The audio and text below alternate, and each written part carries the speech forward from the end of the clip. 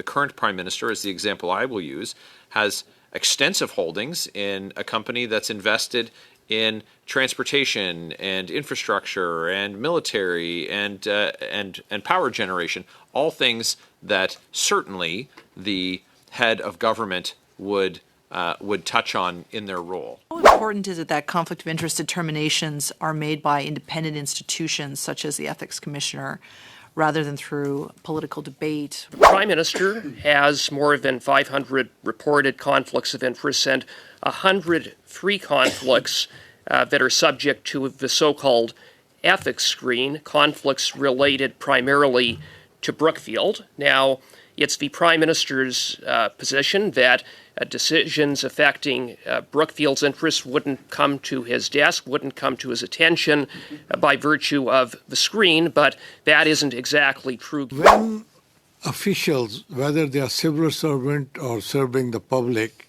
take an oath of trust, is that not enough for us to accept that this is what they're doing? If we don't trust civil servant or the politician, how do we run the country? How do we manage? Do you believe that fines of the magnitude of $50,000 for violation of the Conflict of Interest Act, for serious violations of it, are an appropriate remedy for breaches? This guy's garage.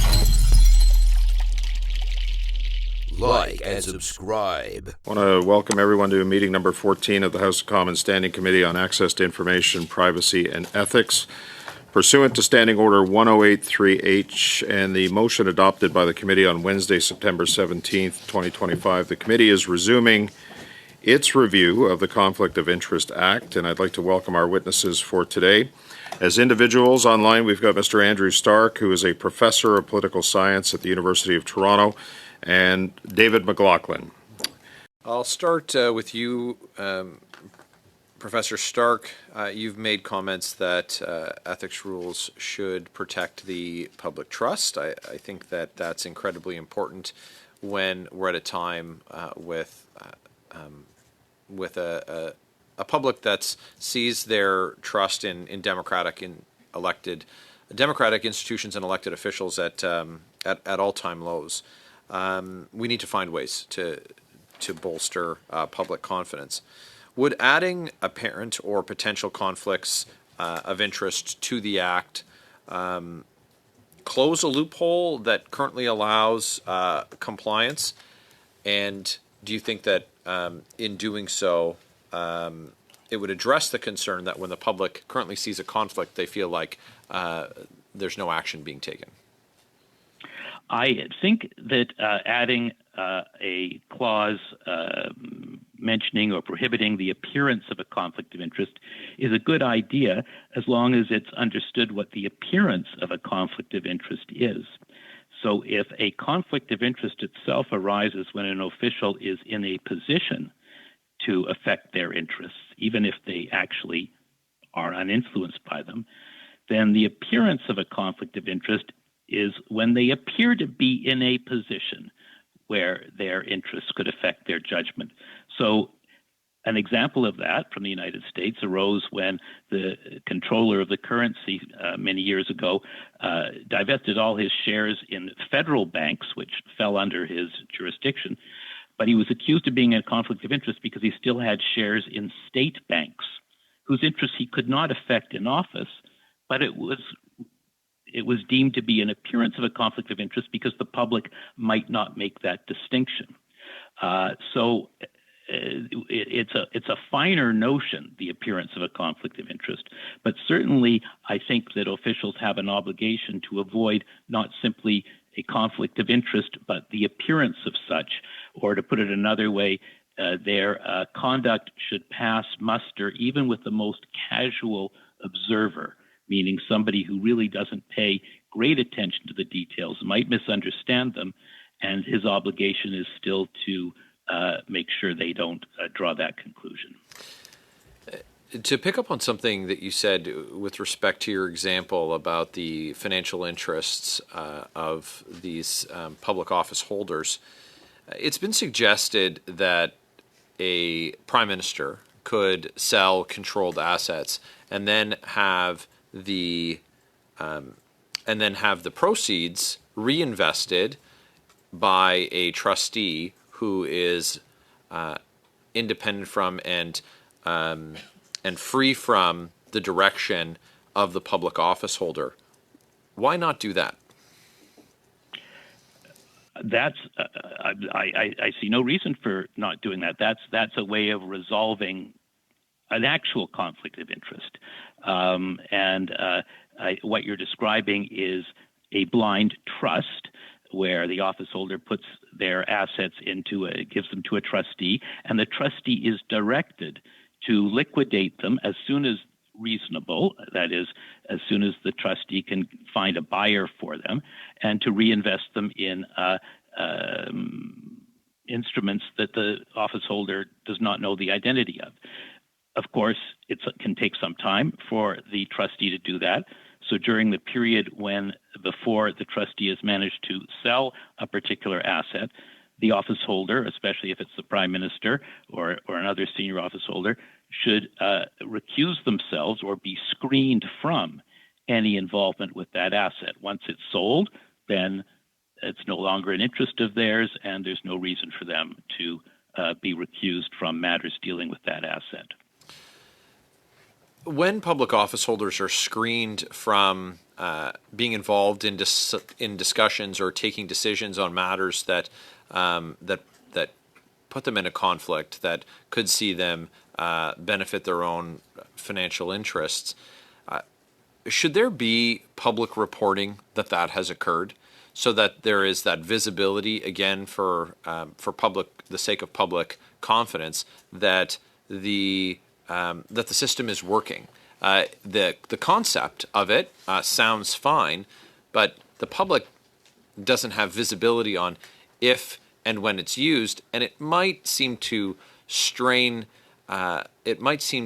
Strain most people's trust again if they hear that it's going to be employees of or appointees of that public office holder who are protecting them from that involvement, and that the decisions, if you had, the current prime minister, as the example I will use, has extensive holdings in a company that's invested in transportation and infrastructure and military and power generation, all things that certainly the head of government would touch on in their role. So the question is, do you think there should be public reporting of when the screen is used?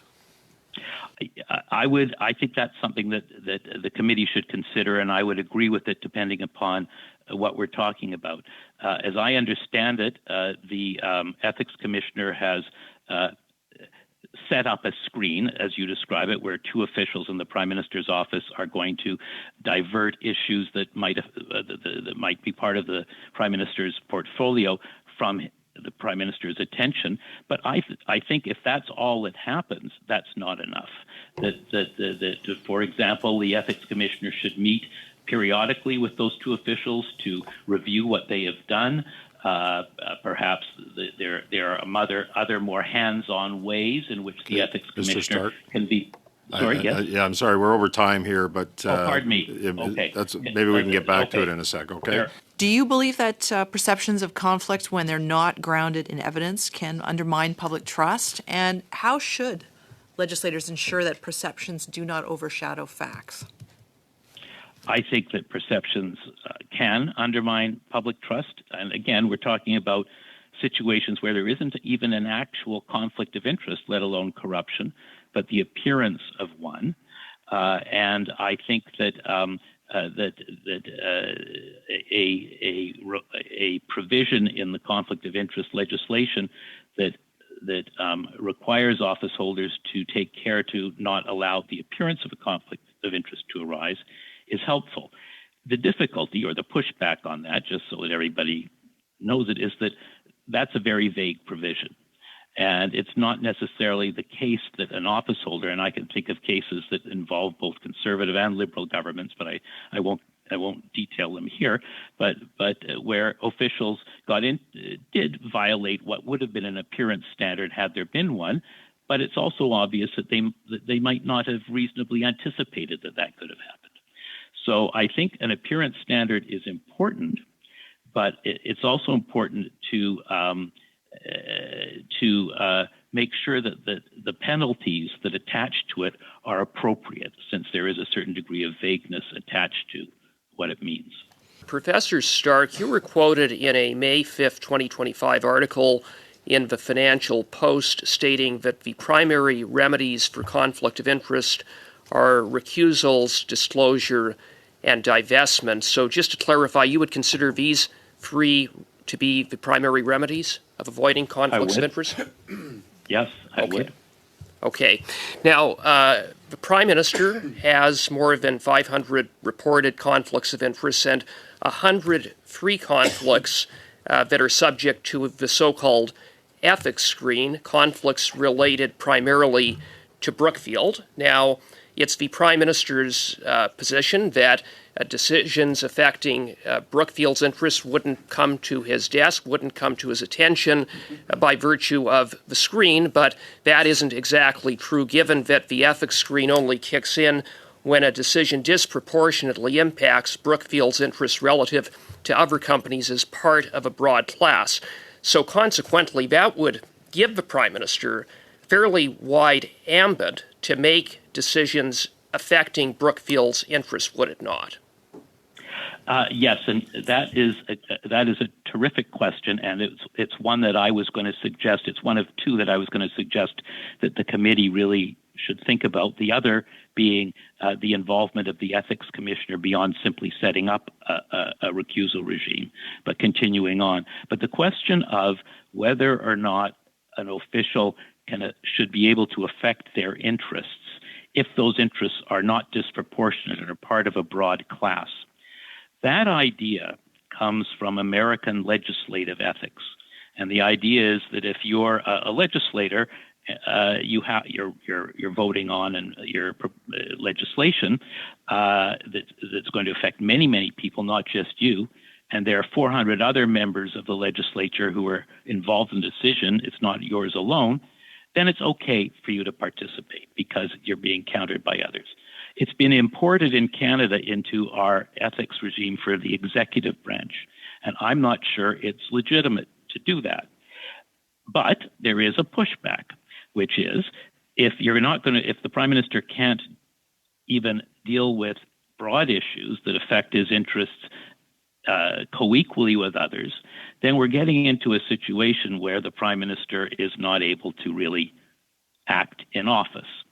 I've heard it said that the Prime Minister should simply liquidate his assets totally and put them in GICs or cash. But even then, of course, he can affect his own interests because he can affect in various ways the interest rate, etc. So some thought has to be given to where on the line from really disproportionately affecting your own interest to affecting your own GICs even, we should draw the line as to what constitutes a conflict of interest or not.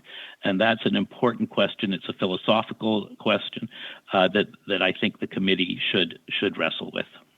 Now, do you think it's appropriate that the ethics screen is administered by, among others, the Prime Minister's Chief of Staff, who is answerable to the Prime Minister? Doesn't that create at least the perception of a potential conflict of interest?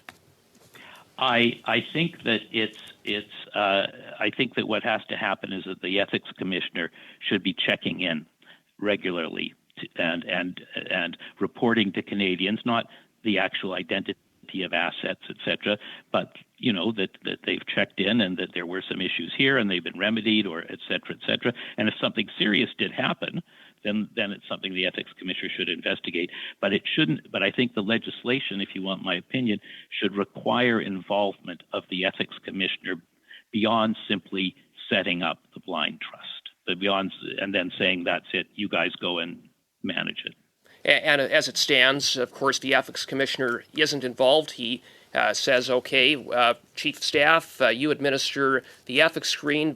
We're supposed to trust the Chief of Staff and the Clerk of the Privy Council, both of whom are answerable to the Prime Minister, are doing this, but there is no reporting mechanism.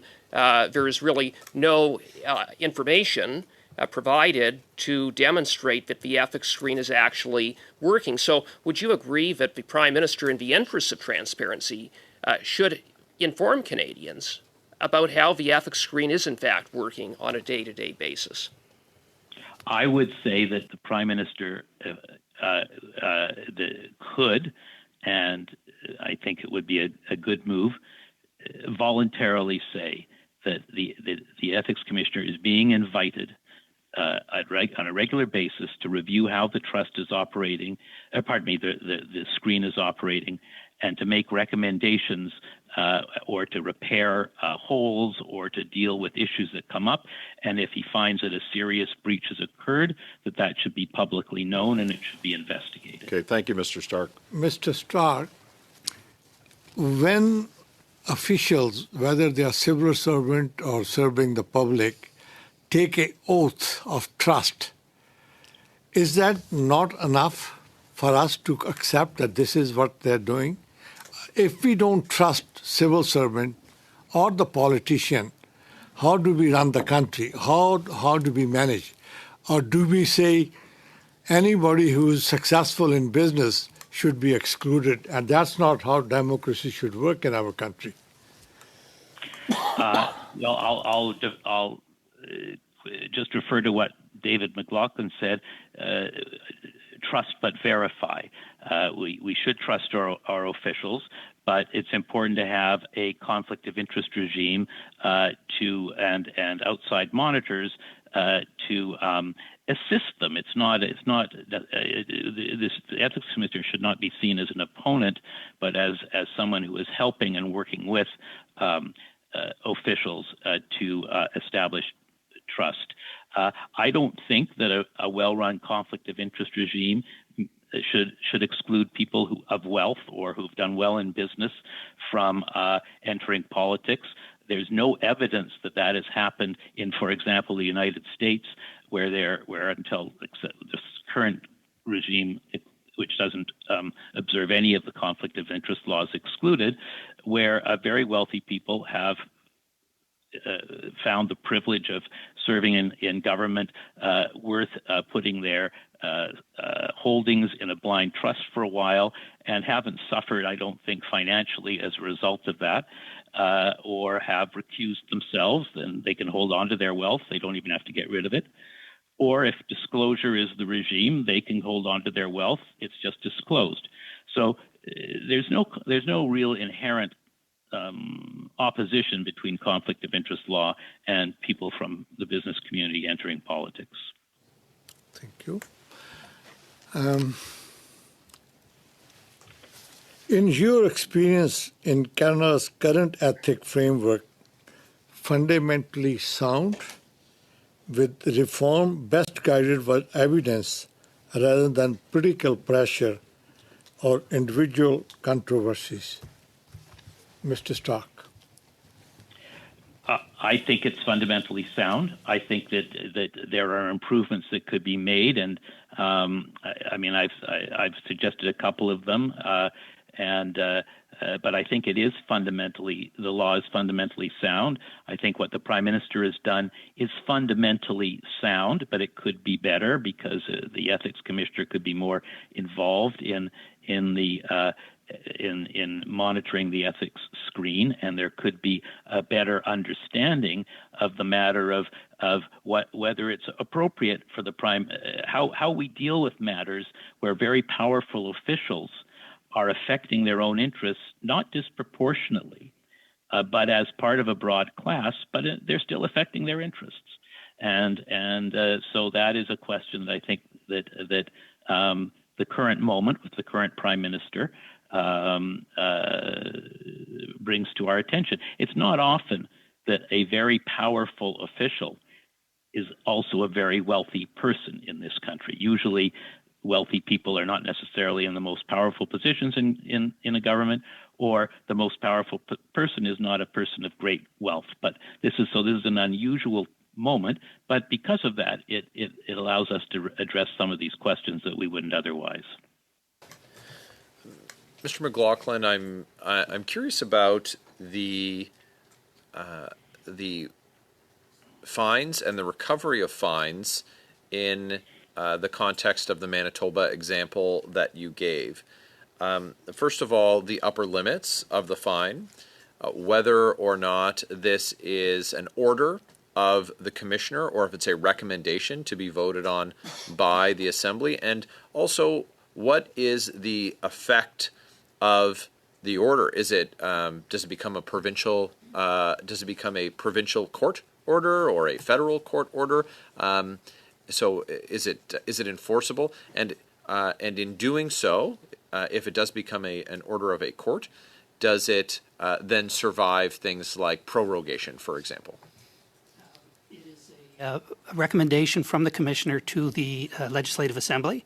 The Legislative Assembly has a debate on it and votes on it. In this case, there was a unanimous agreement by all members that, in fact, to accept the report of the commissioner, which included these particular fines. The commissioner explained in the report his sort of how he triaged the fines. An upper fine for the premier, former premier, she received the highest fine on that, and then less for the somewhat less for the other individuals.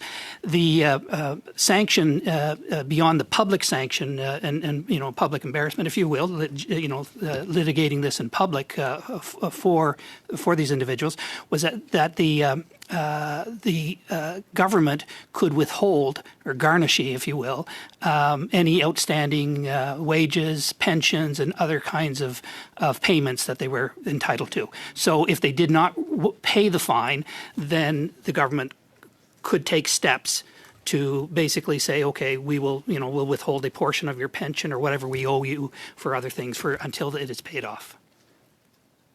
Do you think that it would enhance were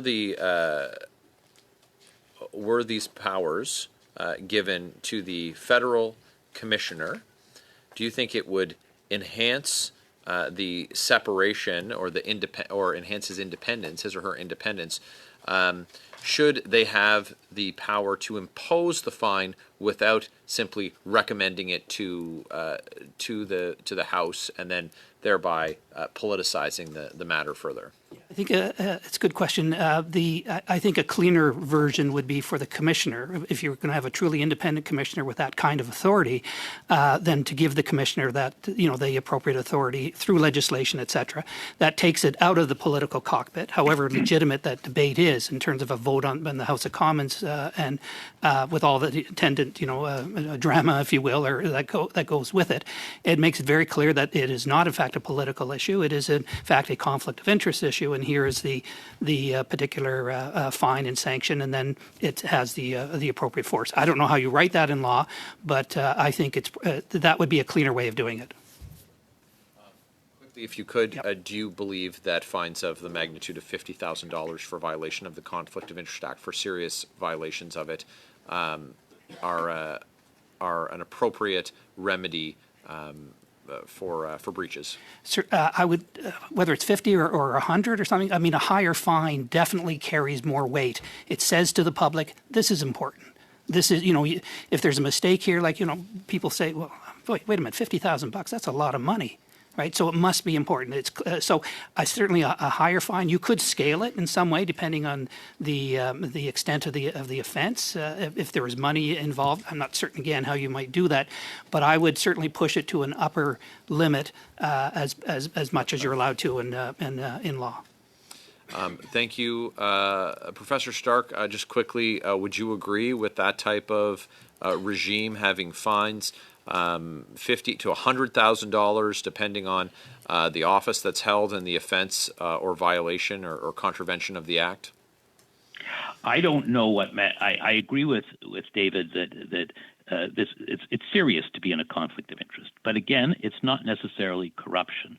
So I think that the best thing to do in a conflict of interest situation is for the official to have a chance to remedy it and to apologize and acknowledge it. But in cases where that doesn't happen, yes, I think there should be fines, and they should be significant. What the amount should be, I don't know. Thank you, Mr. Stark.